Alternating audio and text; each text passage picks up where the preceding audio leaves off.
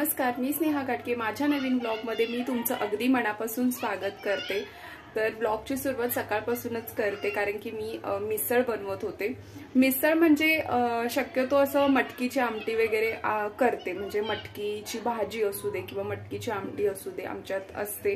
तर ज्या दिवशी मी मटकीची आमटी असते त्या दिवशी मिसळचाच बेत असतो। तर एकदम सिंपल पद्धतीने पण करते आणि कधी वाटलं की थोडंसं काहीतरी एक्स्ट्रा ऍड करावं तर त्या सुद्धा पद्धतीने करते, म्हणजे 2 in 1 मध्ये असतं। सकाळ म्हणजे आम्ही जास्तीत जास्त मी शक्यतो मटकीची आमटी ही सकाळच्या वेळेलाच करते, त्यामुळे सकाळच्या वेळेला मटकीचा बेत होतो आणि रात्रीच्या वेळेला तीच आमटी भातासोबत सुद्धा खाता येते। सो असं माझं असतं 2 in 1 मध्ये। तर आता मी बनवत होते मिसळ एकदम सोप्या पद्धतीने आणि इतकी छान आणि मस्त लागते।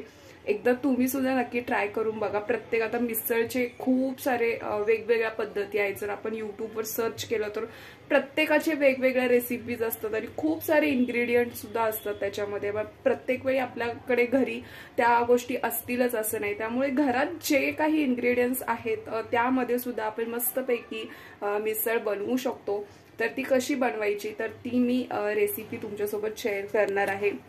मी जसं माझ्याकडे सामान असतं त्या पद्धतीने करते, म्हणजे एखादी गोष्ट नसेल तर ठीक आहे, तर सगळ्याच गोष्टी मला हव्यात अशा नाही, तर ज्या आहे त्यामध्ये सुद्धा मी छान पैकी आपली मिसळ बनवू शकते। माझ्या रेसिपीज खूप सिंपल असतात, म्हणजे असं जास्त काही एक्स्ट्रा वगैरे असं काही नसतं। एकदम आपण जसं रेग्युलर जे जेवण बनवतो सो त्याच पद्धतीने प्रत्येकाच्या पद्धती वेगवेगळ्या असतात। सो मी माझी पद्धत इथे दाखवत असते।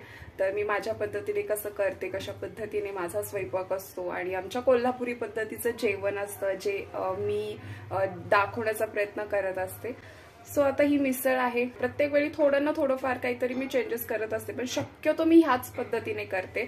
आज थोडासा मसाला घालणार आहे, पण जर मटकीची आमटी म्हटलं तर एकदम साध्या पद्धतीने मी करते। पण म्हटलं आज थोडं मसाला घालत होते तर म्हटलं चला आज त्या पद्धतीने दाखवू। तर चला व्हिडिओला सुरुवात करू। तर ब्लॉग शेवटपर्यंत बघा आणि ही मिसळची रेसिपी जर आवडली तर लाईक, शेअर आणि सबस्क्राईब करा आणि तुम्ही सुद्धा नक्की ट्राय करून बघा। तर ही आहे मटकी। आता ती मी स्वच्छ धुवून ते त्याच्यातलं पाणी काढून घेणार आणि हे वरचं जे धुताना वरचे जे सालं निघतात मटकीची तर ती सगळी मी काढून घेते, म्हणजे वर जितकं येतं तितकं। आणि कधी कधी मी मटकी भाजून पण घेते, म्हणजे भाजायचं आणि मग त्या मटकीला धुवायचं आणि मग कुकरला लावायचं। सो तसंही करते, पण आज मी काही भाजली नाही, आज मी डायरेक्टच कुकरला लावणार आहे। तर कुकरला लावताना मला जितकं पाणी हवं आहे तर तितकं मी घालते। मटकी जास्त नाही आहे, आम्हा दोघांसाठी म्हणजे विहाणला मला आम्हा तिघांसाठी ही पुरेशी आहे। त्यानंतर कुकरमध्ये मटकी लावताना त्याच्यामध्ये थोडीशी हळद आणि मीठ घालणार आहे। तर ते घालून हे आता कुकरला शिट्ट्या करून घ्यायच्या आहेत, तर मी 3 शिट्ट्या लावून घेते। तर आता हे तयार आहे। आता हे मी कुकरला लावते आणि 3 शिट्ट्या काढून घेते। आता मसाला बनवण्यासाठी कांदा, एक टोमॅटो आणि हे सुखं खोबरं, त्याचबरोबर सोबत कोथिंबीर। सुखं खोबऱ्याऐवजी ओलं खोबरं सुद्धा आपण घेऊ शकतो, इतकंच लागणार आहे, बाकी काही नाही। तर आता हे जे आहे सगळं म्हणजे कांदा, टोमॅटो आणि खोबरं हे मी तव्यावर थोडंसं तेलामध्ये छान असं भाजून घेणार आहे।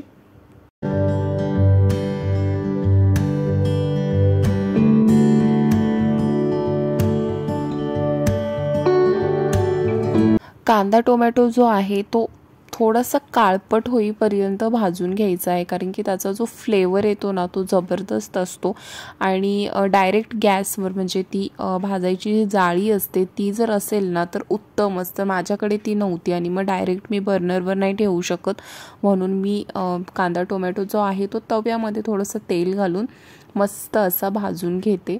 तर आता टोमॅटो कांदा तर झालेला आहे, आता मी ह्याच पद्धतीने टोमॅटो सुद्धा थोडासा काळपट होईपर्यंत भाजून घेणार आहे। तर आता इथे बघू शकताय मी खोबरं त्याचबरोबर कांदा आणि टोमॅटो मी कशा पद्धतीने भाजून घेतलेला आहे।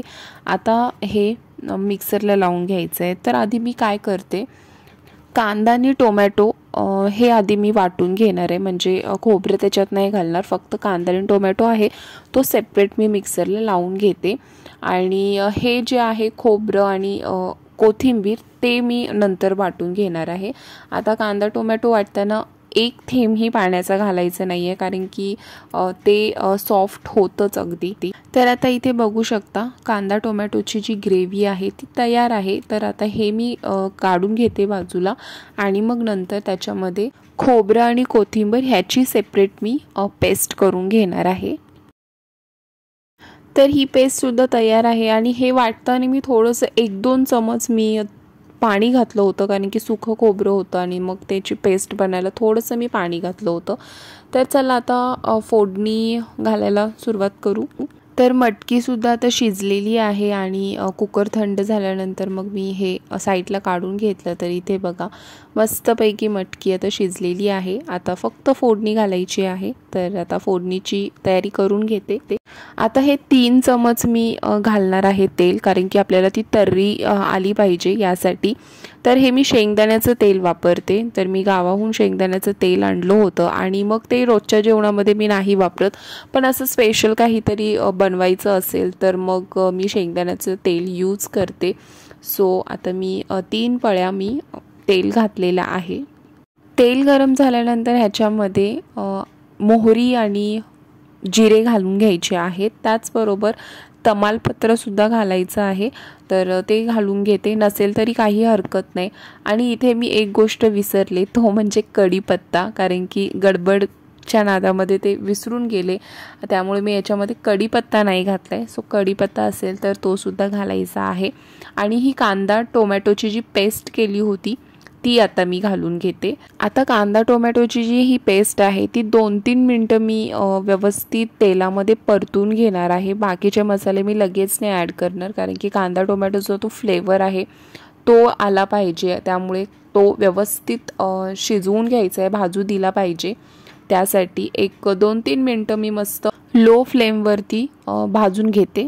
कांदा टोमॅटो तेलामध्ये मस्त परतून घेतल्यानंतर ह्याच्यामध्ये आलं लसूणची पेस्ट घालायची आहे. तर ते मी 1-1.5 चमच ह्याच्यामध्ये घातलेली आहे आणि तीसुद्धा एक चांगल्या पद्धतीने एकजीव करून थोडंसं परतून घ्यायचं आहे.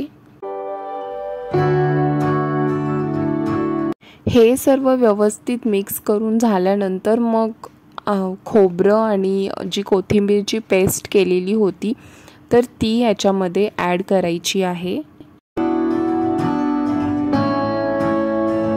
आणि त्यानंतर हे मिक्सचर एक 2-3 मिनटं पुन्हा छान असं मिक्स होऊ द्यायचं आहे.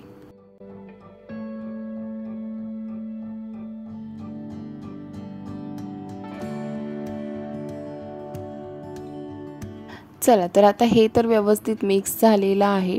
आता ह्याच्यामध्ये बाकीचे सगळे मसाले ॲड करू. तर मी थोडीशी हळद घातलेली आहे, थोडीच, कारण की आपण ह्याच्यामध्ये मटकी जेव्हा आपण शिजवत घातली होती तेव्हा त्याच्यामध्ये थोडी हळद टाकली होती, त्यामुळे अगदी थोडी घालायची आहे. त्यानंतर गरम मसाला जो असतो, तर सुहाणाचा गरम मसाला होता माझ्याकडे, तर तो मी एक छोटा चमच घातलेला आहे. त्यानंतर आता मी माझा जो घरचा मसाला आहे, आमचा कोल्हापुरी मसाला, तर तो लाल तिखट मी घालून घेते. थोडंसं मी जास्त घालणार आहे, कारण की जरा झणझणीत करणार आहे. तर बाकी आवडीप्रमाणे तुम्ही तुमच्या मसाले घालू शकता, म्हणजे धणं पावडर असेल, जिरा पावडर असेल, तर हे जे मसाले आहे ते तुमच्या आवडीप्रमाणे तुम्ही घालू शकता. पण मी नाही घालत, माझ्याकडे जेवढे असतात तेवढेच मी घालते, जसं तुम्ही आता बघताय. आता हे सगळं व्यवस्थित एकजीव करून घेतल्यानंतर आपण मटकी जी आपण शिजवून घेतलेली आहे ती आता ह्याच्यामध्ये मिक्स करून घ्यायची आहे.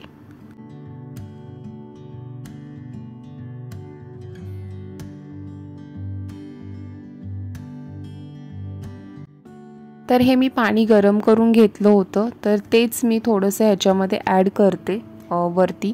आणि शक्यतो आपण गरम पाणीच घालावं, कारण की असं म्हणतात की थंड पाण्याने जेवणाची चव जाते. इवन आपण रोजचं जरी जेवण करत असो, तर आमटी असू दे, त्याच्यामध्ये आपण जर वाढ करताना पाणी घालतो ना, तर ते गरमच पाणी आपल्याला घालायचं आहे. सो मी आता गरम पाणी घालून घेतलेलं. त्यानंतर ह्याच्यावरती कोथिंबीर पसरून घ्यायची आहे आणि थोडंसं मीठ घालणार आहे, कारण की मगाशी कुकरला लावताना मी मीठ घातलं होतं, त्यामुळे आता अगदीच थोडं मीठ घालून घेणार आहे. आणि आता ह्याला एक छान अशी उकळी येऊ द्यायची आहे. उकळी आल्यानंतर ही आपली मिसळ तयार होईल. तर आता छान अशी तयार झालेली आहे. आता फक्त याला एक उकळी आणत ठेवते. तर आता इथे बघू शकता मिसळला उकळी आलेली आहे आणि खूप छान अशी दिसते सुद्धा. त्याच्यावर मस्त अशी तर्री सुद्धा आलेली आहे.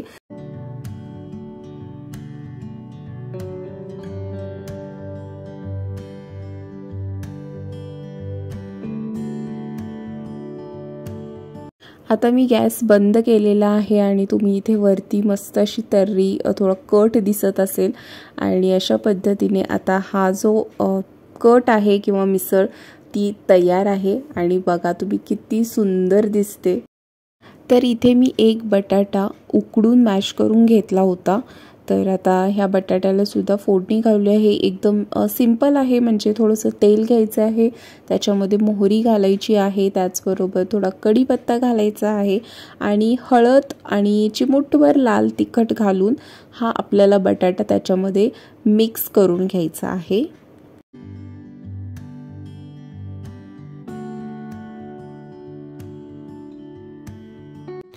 चिमूटभर याच्यामध्ये मीठ घालून ते पुन्हा व्यवस्थित मिक्स करून हा बटाटा तयार आहे.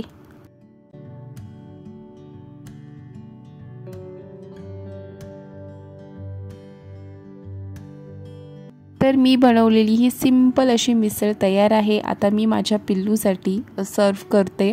आणि विहानला आता खूप भूक लागलेली होती, तर मी आता आधी फर्स्ट प्लेट त्याच्यासाठीच तयार करत होते. तर मी इथे थोडीशी मिसळ घेतलेली आहे, म्हणजे मटकी.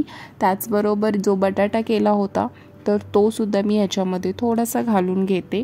आणि आता ह्याच्यामध्ये घालायचा आहे फरसाणा, तर तो मी आता ह्याच्यामध्ये ॲड करते आहे. कांदा पसरून घ्यायचा आहे आणि त्याचबरोबर कोथिंबीर सुद्धा त्याच्यावरती पसरून घ्यायची आहे. आता रस्सा, मटकीचा जो रस्सा आहे तो मी ह्याच्यावरती थोडासा घालून घेते.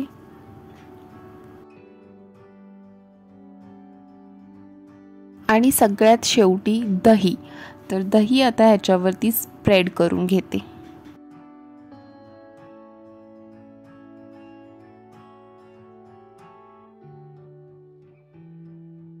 अशा पद्धतीने ही आमची मिसळ तयार आहे. आणि हे बघा, तर अशा पद्धतीने मी सर्व केलेली आहे आणि खूप छान दिसते सुद्धा आणि खूप छान लागते सुद्धा. तर मी एकदा टेस्ट करून बघते.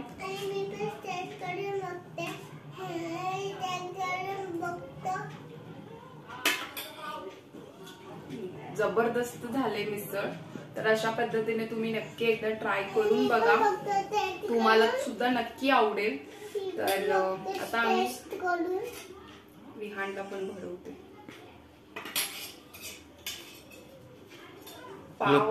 पिल्लू काय करून बघतो टेस्ट का कशी आहे सांग. आधी खा तरी, आधीच ओम काय कशी आहे पक्का सांग. कशी आहे. चला आता आम्ही आता मिसळ खातो.